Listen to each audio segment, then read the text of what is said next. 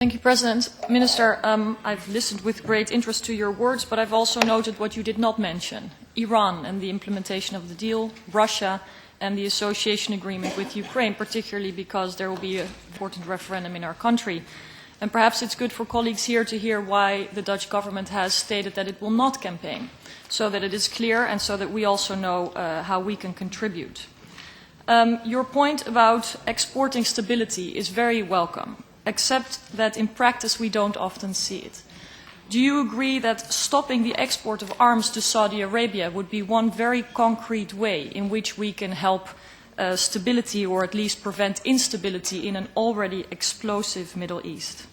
Third point, very often in fact we see the contrary, which is that principles are not solid but that they are fluid and especially traded when it seems to be in the short-term interest of our own agenda. And I think this was particularly the case with the hastily concluded deal between the EU and Turkey on managing migration.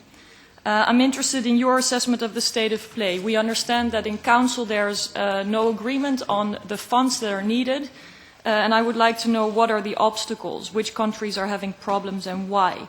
And do you agree that it's very difficult for the EU to push Turkey if it does not itself deliver its part of the agreement?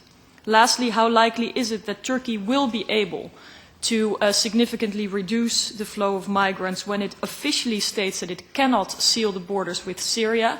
The worst of all results we've seen in the attacks in Istanbul recently. We know there are Daesh sleeper cells in Turkey.